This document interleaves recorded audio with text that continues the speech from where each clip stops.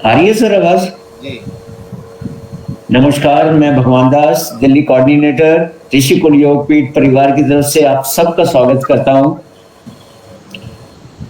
और वेबिनार प्रारंभ करने से पूर्व आइए ईश्वर की वंदना करें। कमर गर्दन सीधा करें, गहरा लंबा सांस लें। ओम सर्वे भवन्तु सुखिनः, सर्वे सन्तु निरामया, सर्वे भद्राणि पश्यन्तु, मा कश्चित् दुर्भाग् भवेत्। ओम।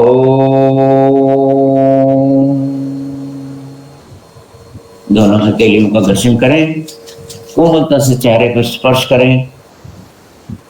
हमारे बीच हमारे प्रवक्ता डॉक्टर साहब पधार चुकी हैं और मैं अपने अध्यक्ष डॉक्टर डी.एन. शुक्ला जी से अनुरोध करूंगा कि वो उनको आमंत्रित करें और वेबिनार प्रारंभ करने की अनुमति दें। धन्यवाद। बहुत बहुत धन्यवाद डॉक्टर भगवान दास जी। आज बहुत ही शुभ दिन है, बहुत ही सौभाग्य का दिन है हमारे लिए, हमारे ऋषिकुल योगपीठ परिवार के लिए और इस समाज के लिए। आज 176वां महासत्र है राष्ट्रीय वेबिनार 365 दिवसीय में, जो ऋषिकुल योगपीठ द्वारा लगातार आयोजित किया जा रहा है। आज की मुख्य वक्ता पुनः उपस्थित हुई हैं श्रीमती अमी कन्हैयालाल भट्ट जी, राजकोट गुजरात से, जो लगातार इस समय जो है सेवाएं दे रही हैं समाज को हमारे ऋषिकुल योगपीठ के फेसबुक लाइव चैनल के माध्यम से, जिसमें बहुत ही कह लीजिए कि प्राचीन ऐतिहासिक योग तथ्य जो उपनिषद के माध्यम से जाने जाते हैं, उन पर परिचर्चा हो रही है। तो ये विशेष महासत्र के रूप में है, क्योंकि ऐसा नॉलेज विरले को ही होता है और ऐसा नॉलेज विरले को ही मिलता है, जानकारी मिलती है, ज्ञानार्जन मिलता है। तो आज के इस महासत्र में मैं तहे दिल से ऋषिकुल योगपीठ परिवार की तरफ से श्रीमती अमी कन्हैयालाल भट्ट जी का मैं स्वागत करता हूँ, अभिनंदन करता हूँ, वंदन करता हूँ। और जैसा कि पूर्व में भी परिचय दिया जा चुका है, फिर भी शॉर्ट पे परिचय दे देता हूँ पुनः। Somnath Sanskrit university yoga examiner appointed हैं, 3rd level yoga certification board YCB के द्वारा सर्टिफाइड हैं और योगा फैकल्टी मुदिता योगा प्रोफेशनल सेंटर से। और भी कई अपनी उपलब्धियां हैं योग के क्षेत्र में। और जहाँ तक आपका ये उपनिषद, केन उपनिषद पर आज व्याख्यान है, जो बहुत ही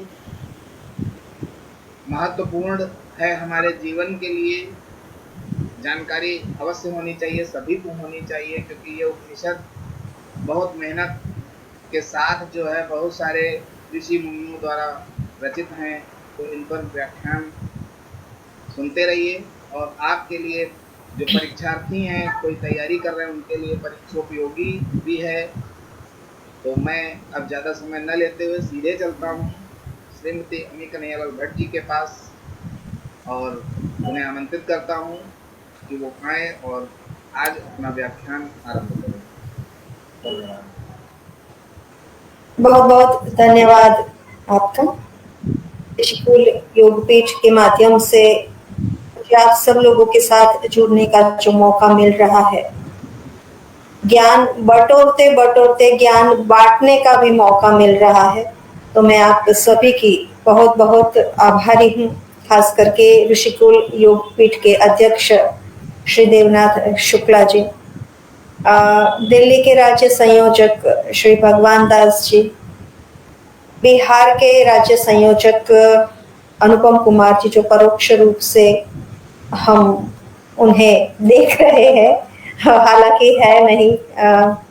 शरीर के जो कर्म है, किसी भी कर्म को भुगतने पड़ते हो, शरीर की पीड़ा जो है वो भी हमें भुगतनी पड़ती है। तो किसी कारणवश वो यहाँ पर उपस्थित नहीं हो सके। उसी तरह से राजस्थान के जो राज्य संयोजक है डॉक्टर भुवनेश शर्मा जी, और भी जो लोग भी जुड़े हैं प्रत्यक्ष रूप से परोक्ष रूप से, क्योंकि हम जानते हैं कि जब किसी एक काम को हम हाथ में लेते हैं तो बहुत सारे लोगों का योगदान उसमें होता है, और उन सभी का नाम लेना मुमकिन नहीं है। तो जो भी लोग इस महायज्ञ में जुड़े हैं, ऋषिकुल परंपरा को आगे बढ़ाने के लिए जुटे हुए हैं, चाहे वो इंटरनेट के थ्रू ही क्यों ना हो या फिर कंप्यूटर से ही आपकी मदद क्यों ना कर रहा हो, या कई और भी ऐसे काम होते हैं जो नेपथ्य में निभाए जाते हैं, तो उन सभी को मैं प्रणाम करती हूँ, वंदन करती हूँ और उन सभी का मैं धन्यवाद अदा करती हूँ कि एक जो टीम बनती है तो उसी वजह से सब लोग जुड़ पाते हैं और ये ज्ञान की जो प्रवाह है वो बहता ही चला जाता है, बहता ही चला जाता है, बहता ही चला जाता है। और आज तो 176 यानी कि हम मध्य में पहुंच चुके हैं। 365 साल के होते हैं तो हम मध्य में पहुंच चुके हैं। तो बहुत बहुत आप लोग भी धन्यवाद के पात्र है। तो आप सभी को मैं प्रणाम करती हूँ, वंदन करती हूँ। साथ में मेरे गुरु है डॉक्टर गौरांग व्यास, उनको भी मैं नमन करती हूँ कि जिनके माध्यम से ये ज्ञान मुझ तक पहुंचा है। और माँ सरस्वती की आज्ञा लेते हुए आइए शुरू करते हैं आज का जो उपनिषद है। हम 2 उपनिषद अब तक, कठोपनिषद हमारा हो चुका है, वैसे वो क्रम में तो बाद में आता है लेकिन हमने उसे पहले ले लिया था। ईशावास्य उपनिषद की चर्चा हमने लास्ट टाइम की थी, तो आज हम केन उपनिषद के बारे में कुछ जानकारी यहाँ पर साझा करेंगे। तो केन उपनिषद जो है वो सामवेदीय तलवकर शाखा के अंतर्गत आता है। उसे जैमिनी उपनिषद अथवा तो तलवकर उपनिषद भी कहा जाता है, और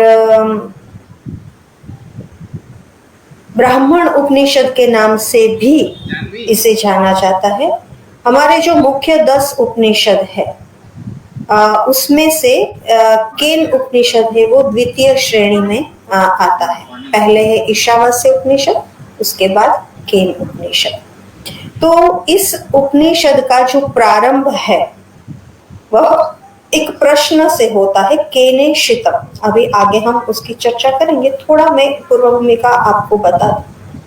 तो यह जीवन किसके द्वारा प्रेरित है, इस प्रश्न से इस उपनिषद का प्रारंभ होता है। और केन शब्द से आरंभ होता है, केने शितम, तो इसीलिए भी इसे केनोपनिषद या केन उपनिषद के नाम से जाना जाता है।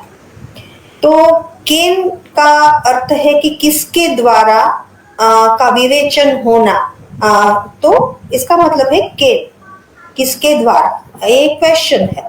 तो इसीलिए इसे केन उपनिषद या केनोपनिषद कहा गया है। इस उपनिषद में परब्रह्म परमात्मा की महिमा है, उसके स्वरूप का बोध कराते हुए ऋषि मुनियों ने स्पष्ट किया है कि कहने और सुनने में ब्रह्म तत्व जितना भी सरल लगता है, सुगम लगता है, उतना सुगम वो है नहीं। उसकी अनुभूति भी करना बहुत कठिन है। तो केन उपनिषद के जो प्रथम, इसमें कुल मिला के 4 खंड है और 4 मुख्य विषय भी है, और मंत्रों की संख्या वहां पर 34 है पूरे केन उपनिषद में। जैसे मैंने बताया था ईशावास्य उपनिषद में मंत्रों की संख्या है वो 18 है, तो यहाँ पर मंत्रों की संख्या है वो 34 है। और पहला और दूसरा जो खंड है उसमें गुरु और शिष्य का संवाद है, और बहुत ही सुंदर तरीके से वहां पर जो सत्ताधीश है, पर ब्रह्म की विशेषता है, उनकी अनुभूति है, उनको जान लेने की जो आवश्यकता है, परमात्मा को जानने की अनिवार्यता कहे या फिर आवश्यकता कहे, उन सभी का वर्णन किया गया है। तीसरे और चौथे खंड में या तीसरे या चौथे अध्याय में देवताओं के अभिमान की बात आती है और फिर उसका अभिमान का खंडन, उनके गर्व का खंडन कैसे होता है। यक्ष का एक उपाख्यान आता है और यक्ष के रूप में एक ब्राह्मी चेतना को प्रकट करने की बात यहाँ पर बहुत अच्छे से समझाई गई है। और जो मद, अभिमान, गर्व, दर्प, उसका परिणाम क्या होता है ये भी यहाँ पर बताया गया है। और फिर बाद में चौथे खंड में भगवती उमा देवी द्वारा देवों को ब्रह्म तत्व क्या है वो समझाने की बात की गई है और अंत में परब्रह्म की उपासना का तरीका क्या है और उसका फल क्या है, उन सभी बातों की चर्चा और ब्रह्म विद्या की चर्चा इस उपनिषद में मुख्य विषय के तौर पर अगर हम कहें तो ये ही केन उपनिषद है। कुल मिला के इतनी ही बात केन उपनिषद में है। 4 खंड, 34 श्लोक्स या मंत्र, 4 मुख्य विषय। जैमिनी उपनिषद कहते हैं, तलवलकर उपनिषद कहते हैं, ब्राह्मण उपनिषद भी इसे कहते हैं, सामवेद के अंतर्गत ये उपनिषद आता है। 4 जो मुख्य विषय है उसमें पहला है इंद्रिय और अंतःकरण और उसकी चर्चा 8 श्लोक में की गई है। उसके बाद के 5 श्लोक है उसमें स्व और मनस के बारे में बात की हुई है। उसके बाद के 12 श्लोक सत्य का अनुभव, इस विषय पर 12 श्लोक है। और फिर यक्षोपाख्यान के 9 श्लोक, यक्ष का जो उपाख्यान है उसके 9 श्लोक, तो कुल मिला के 34 श्लोक हो गए हैं।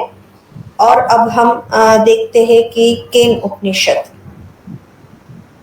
तो प्रथम खंड की अगर हम बात करें तो किसी की इच्छा से प्रेरित होकर हमारा मन जो है वो नीचे की ओर गिरता है,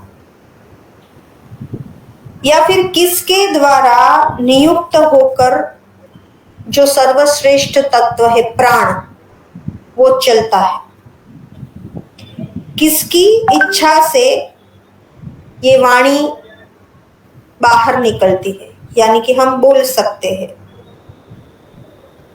कौन देव चक्षु और श्रोत्र को नियुक्त करता है? चक्षु यानी कि आंख, श्रोत्र यानी कि कान। तो ऐसा कौन सा देव है जो इनको नियुक्त करता है?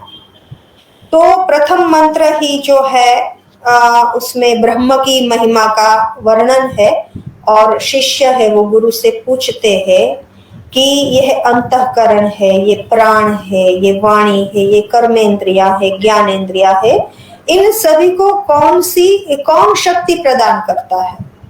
वह कौन है और वह कैसा है? केनेशितम पतति प्रेषितम मनः, पहले ही मैंने कहा किसकी इच्छा से प्रेरित होकर मन गिरता है। केनेशितम पतति प्रेषितम मन, केन प्राणः प्रथम प्रेति युक्तः। तो यहाँ पर शिष्य है वो गुरु शिष्य का संवाद मैंने पहले बताया कि पहले 2 खंड में गुरु शिष्य के बारे में गुरु शिष्य क्वेश्चन आंसरिंग कर रहे हैं। तो यहाँ पर पहला ही प्रश्न जो पूछते हैं शिष्य कि भाई किस प्रकार ये प्राण चलता है, किस प्रकार ज्ञानेंद्रिया चलती है, कर्मेंद्रिया चलती है और इन सभी के अधिष्ठाता कौन है, कौन इसे चलाता है और वो कैसा है?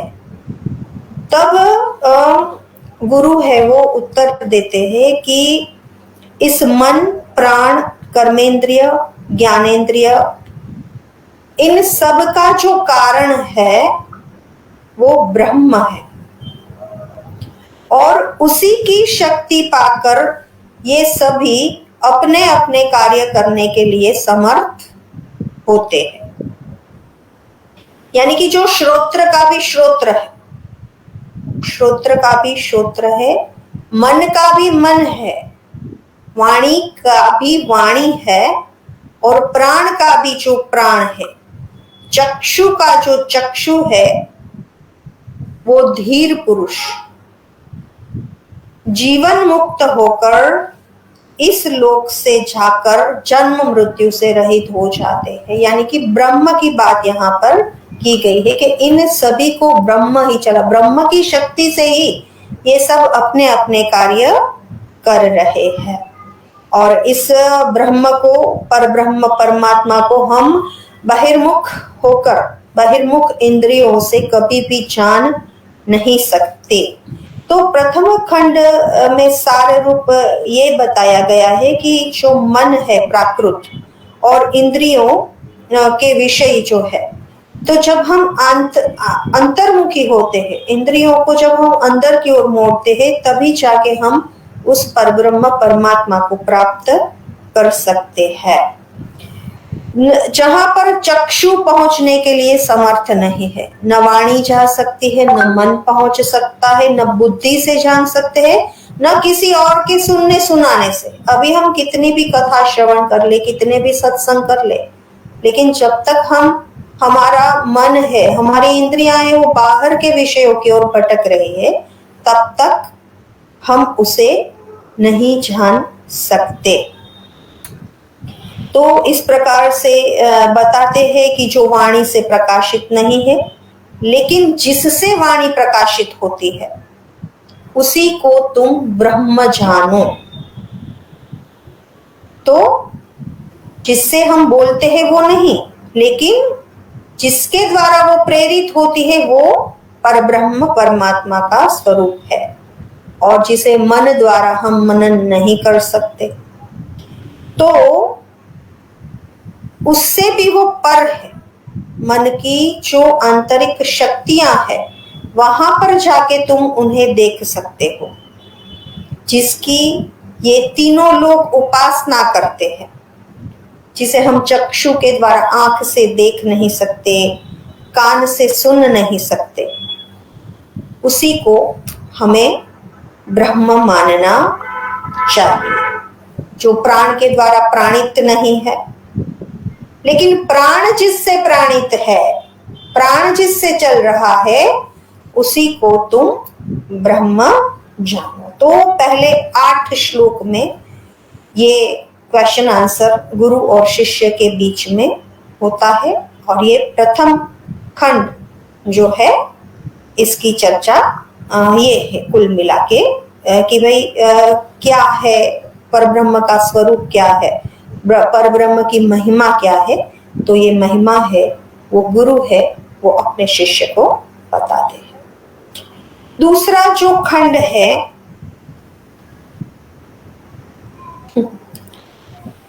तो गुरु अपने शिष्य को कहते हैं कि यदि ऐसा मानते हो, यदि शिष्य को कहते कि यदि तुम ऐसा मानते हो कि मैं ये अच्छी तरह से जान गया हूं ब्रह्म को, तो निश्चय ही तुम ब्रह्म के थोड़े से स्वरूप को ही जान पाए हो, और इसका जो स्वरूप तुम में स्थित है, जो देवताओं में स्थित है, वो बहुत ही थोड़ा है। तो इसीलिए ऐसा मानना कि मैं जानता हूं, ब्रह्म को मैं जानता हूं, तो उसके बारे में हमें सोचना चाहिए। ये एक विचारने का, एक सोचने का, एक मनन करने का, एक चिंतन करने का यहाँ पर विषय हो गया है। तो जो ऐसा मानता है कि मैं जानता हूं, तो वाकई में वो नहीं जानता, और जो जानता है, वाकई में जो जान लेता है पर ब्रह्म को, तो उसे कहने की आवश्यकता नहीं है कि मैं ब्रह्म को जानता। समझ में आ रही है ना मेरी बात? अगर वाकई आप पर ब्रह्म को जान लेते हैं, तो आपको इसे किसी को कहने की आवश्यकता है ही नहीं कि आप उस पर ब्रह्म तत्व को जानते हैं। तो अगर आप पूर्णतया परमेश्वर को, परमात्मा को, परब्रह्म के स्वरूप को जान लेते हैं, तो आप अमरत्व को प्राप्त कर लेते हैं। ऐसी बात गुरु अपने शिष्य को कहते हैं कि जो अभिमान से रहित है वही परमेश्वर को जान सकता है।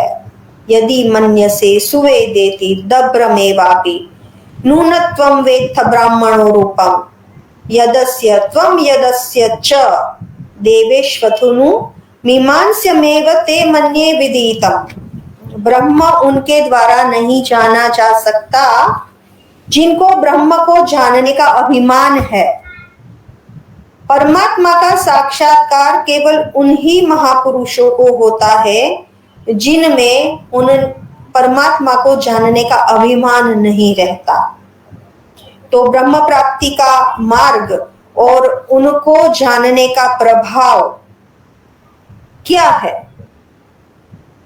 तो कहते हैं कि यदि इस ब्रह्म को आप शरीर रहते हुए ही जान लेते हो, आप अगर जीवित हो तभी आप उस ब्रह्म को जान लेते हो, तो वही आपके जीवन की सार्थकता है।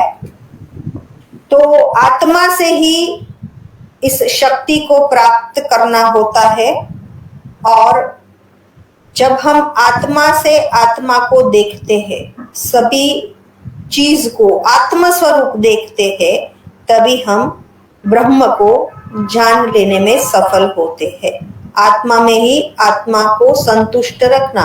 यहाँ पर फिर से गीता जी को याद करेंगे, दूसरे अध्याय में स्थित प्रज्ञ के लक्षण में भगवान श्री कृष्ण अर्जुन को बताते हैं कि जो आत्मा से आत्मा में संतुष्ट रहता है उसे तू स्थिर बुद्धि वाला। तो यहाँ पर भी आत्मा से आत्मा को देखने की बात गुरु करते हैं। तो ये 12 श्लोकों में द्वितीय जो खंड है, 5 श्लोकों में द्वितीय खंड है वो समाप्त होता है। तृतीय खंड बहुत ही इंटरेस्टिंग है। यहाँ पर एक बहुत अच्छी कहानी आती है। आप सब लोगों ने वो कहानी सुनी ही होगी, लेकिन आपको ये शायद ये नहीं पता होगा कि ये कहानी केन उपनिषद की है। तो तीसरा जो खंड है, तीसरा जो अध्याय है, वहाँ एक पार्श्वभूमिका में परब्रह्म जो है, उन्होंने देवताओं, वहां पर पहले तो ऐसे ही देवलोक में युद्ध चलता रहता है ना, तो उन्होंने असुरों के ऊपर अपनी विजय प्राप्त कर ली देवताओं ने। तो वैसे उसमें मुख्य भूमिका परब्रह्म की थी, लेकिन देवताओं को अहंकार आ गया कि उनकी वजह से ये विजय प्राप्त हुई है। तब वो ऐसा ही समझने लगे कि भाई मेरी वजह से हम जो है वो असुरों से विजय प्राप्त कर ली, हम सब युद्ध में जो जीत गए वो हमारी खुद की शक्ति से जीत गए। तो ये परब्रह्म ने ये बात जान ली, परमात्मा ने, ईश्वर ने उस बात को जाना कि भाई ये लोग तो भाई अभिमान में आ रहे हैं। तो उन्होंने सोचा कि चलो इनको अपनी अपनी क्षमता का परिचय करवा दे, इनकी औकात क्या है वो दिखा दे। पर ब्रह्म भी ऐसा सोचते हैं कभी कभी, तभी जाके हम कर्म के फल को भुगतने के लिए रेडी होते हैं ना।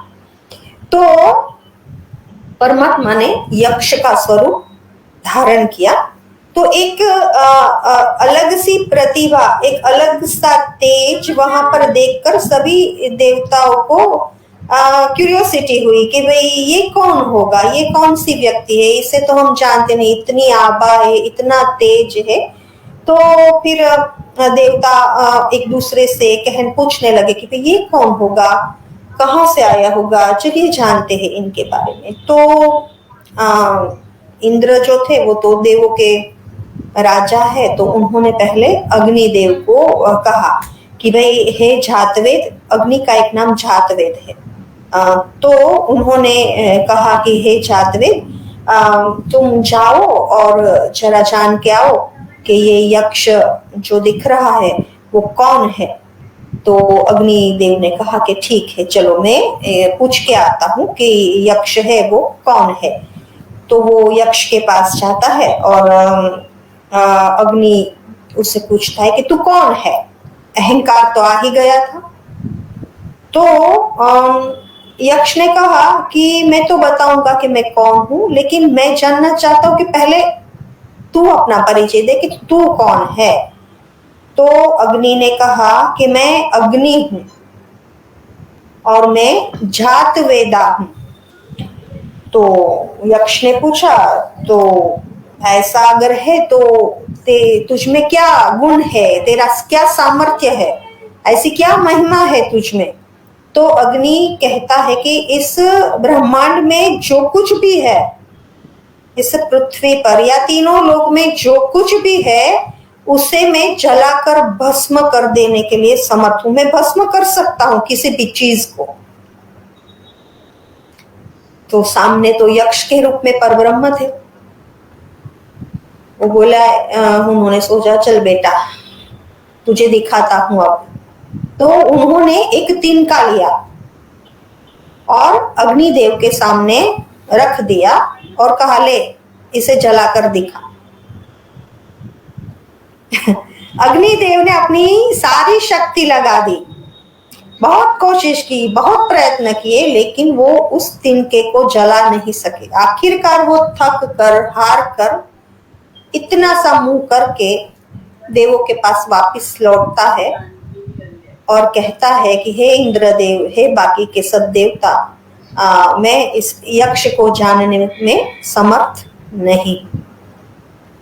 अब इंद्रदेव ने वायु को बुलाया और कहा कि हे वायुदेव, आप जाके जरा देखो कि ये क्या माजरा चल रहा है। तब यक्ष ने वही क्वेश्चन किया कि भाई कौन हो तुम। तो वायु कहते हैं कि मैं वायु हूं और मैं मातरिश्वा। मातरिश्वा की बात हमने ईशावास्य उपनिषद में भी की थी। तो ये सब जो अलग अलग से शब्द है आपको नोट कर लेने चाहिए जो एग्जाम्स के लिए प्रिपेयर कर रहे हैं। तो यक्ष पूछते हैं कि भाई तुझ में ऐसी क्या बात है, क्या सामर्थ्य है, क्या बल है, क्या तेरी क्वालिटी है, वो मैं जानना चाहता हूं। तो वायु ने कहा कि इस संसार में जो कुछ भी है उसे मैं ग्रहण कर सकता हूं, उसे मैं उड़ा सकता हूं। तो यक्ष ने वापिस वो ही तिनका वायु के पास रख दिया और कहा कि ले इसे ग्रहण कर। अब वायुदेव ने भी अपनी पूरी ताकत लगा दी, पूरी शक्ति लगा दी, लेकिन वो तिनके को टस से मस नहीं कर सके, ना हिला सके और शर्मिंदा होकर वहां से लौट जाते हैं। और फिर वहां जाकर कहते हैं कि भाई मैं भी इस यक्ष को जानने में असमर्थ हूं, मैं भी उसे नहीं जान सका। तब सभी देवता इकट्ठे होते हैं और इंद्र से कहते हैं कि हे इंद्र, अब आप ही जाइए खुद और जानिए कि ये क्या है, कौन है, स्वरूप क्या है। इंद्र ने कहा ठीक है। वो जाते हैं। जैसे ही इंद्र वहां पर पहुंचते हैं तो वो जो यक्ष थे वो अंतर्ध्यान हो जाते हैं और यक्ष के बदले उसी जगह पर एक अतिशय शोभा युक्त सामर्थ्यवान हिमाचल की जो पुत्री है, शंकर की पत्नी है, उमा देवी वहां पर प्रकट होती है और इंद्र उसे पूछता है कि हे माते, हे जगदम्बे, यहाँ पर जो यक्ष था वो कौन था। यहाँ पर तीसरा जो खंड है वो पूरा होता है और चतुर्थ खंड में भगवती उमा देवी जो है वो कहती है कि वो ब्रह्म है। उस ब्रह्म की विजय को तुम अपनी विजय मानकर अहंकार युक्त हो गए थे। तब जाके इंद्र शर्मिंदा होते हैं और उन्हें पता चलता है कि ये हमारी विजय नहीं थी, ये तो परमात्मा की विजय थी, उनकी शक्ति थी जिससे हम चल रहे थे। जो पहले खंड में जो बात आई थी ना कि उनकी शक्ति से जो चलते हैं, ब्रह्म की शक्ति से ये सब चलता है, हम मिथ्याभिमान में रहते हैं कि ये मैंने किया, ये मैंने किया। तो उसी प्रकार सभी देवों को भी पता चलता है कि जो कुछ भी श्रेष्ठ है और जो कुछ भी विजय उन्होंने पाई है वो परब्रह्म की विजय है। और फिर सभी देवता उस परब्रह्म के समीप जाके उनके स्पर्श करते हैं। और इंद्रदेव ने सबसे पहले जाना कि ये है ब्रह्म है, और उस ब्रह्म का आदेश है कि जो विद्युत के चमकने जैसा है, नेत्रों के झपकने जैसा है, यही उसका अधिदैवत रूप है। आध्यात्मिक जो रूप है तो कहते हैं कि मन ही है जो उसकी ओर जाता है। फिर से पहले अध्याय में हम आ जाए तो केनेशितम पतति प्रेषितम मन कैसे गिरता है। तो अब यहाँ पर आंसर यहाँ पर फिर से आता है कि आध्यात्मिक तौर पे अगर हम जाएं तो अगर हमारा मन शुद्ध है, सौम्य है, सात्विक गुणों से भरपूर है, वो ही मन हमें परब्रह्म की ओर लेकर जाता है। वही मन निरंतर परब्रह्म का स्मरण करता है, परब्रह्म का संकल्प करता है, और यही ब्रह्म है, वो वंदनीय है, पूजनीय है, और उसी की उपासना करनी चाहिए। जो भी उस परब्रह्म को इस प्रकार से जान लेता है वह समस्त भूतों का प्रिय हो जाता है। तो लास्ट में शिष्य फिर से कहते हैं कि हे गुरु उपनिषद का उपदेश कीजिए। शिष्य ने कहा हे गुरु उपनिषद का उपदेश कीजिए। तो गुरु कहते हैं कि इस प्रकार कहने पर तुझसे मैंने उपनिषद कह दिया, और वह निश्चय ही ब्रह्म विषयक उपनिषद है। तप, दम और कर्म ही उसकी प्रतिष्ठा है, वेद उसके संपूर्ण अंग है, और सत्य ही उसकी महिमा है। इस प्रकार से जो उपनिषद को जान लेता है वह पापों को नष्ट करके अनंत और महान स्वर्गलोक में प्रतिष्ठित होता है। प्रतिष्ठितम। तो ये जो है केनोपनिषद, तो ब्रह्म तत्व का आधिदैविक जो दृष्टांत था वो ब्रह्म की झलक बिजली के जैसी चमकने वाली दिखाई गई थी। ब्रह्म तत्व का आधिदैविक दृष्टांत था, उसमें ब्रह्म को प्रेम पूर्वक स्मरण करने की, संकल्प करने की बात बताई गई है। ब्रह्म की उपासना के फल जो है तो स्वर्गलोक की प्राप्ति होती है, और जो इस ब्रह्म विद्या को जान लेता है उनके समस्त पापों का नाश हो जाता है। यही बात के साथ केन उपनिषद यहाँ पर समाप्त होता है। आशा है आपको ये सारी जानकारी उपयोग में आएगी, और अगर आप और भी उपनिषदों के बारे में जानना, 10 उपनिषद के अलावा और भी बहुत सारे उपनिषद है। मैक्स मुलर ने बहुत सारे उपनिषदों का इंग्लिश में अनुवाद किया हुआ है।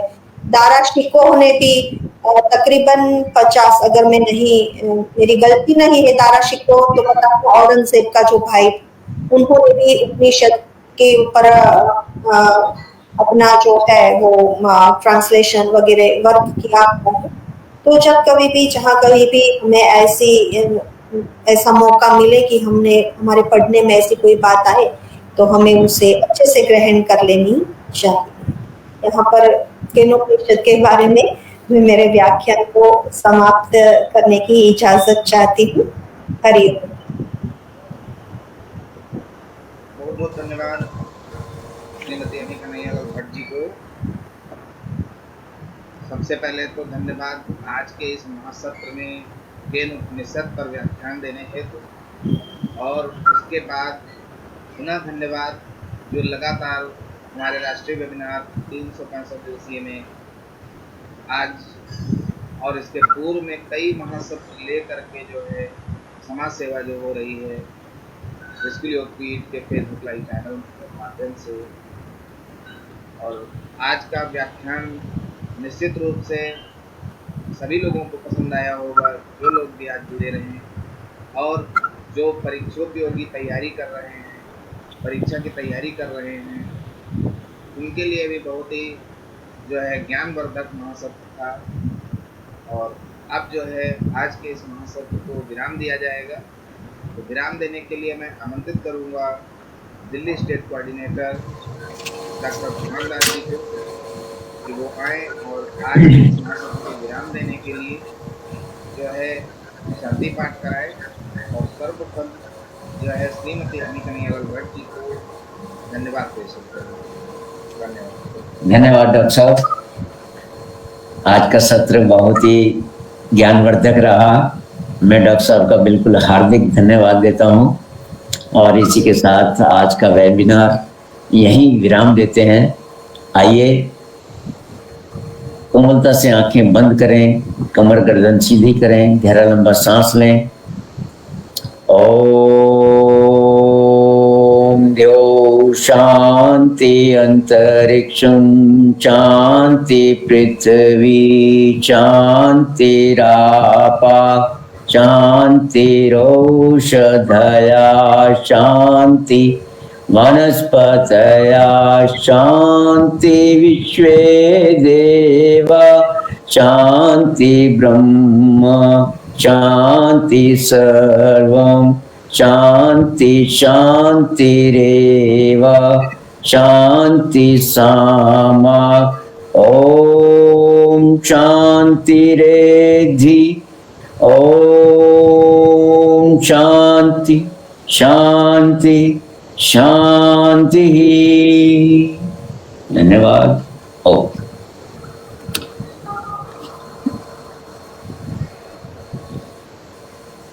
आज का वेबिनार यहीं विराम देते हैं। कल पुनः 7:30 बजे फिर उपस्थित होंगे। तब तक के लिए आज्ञा दीजिए। धन्यवाद। ओम। धन्यवाद।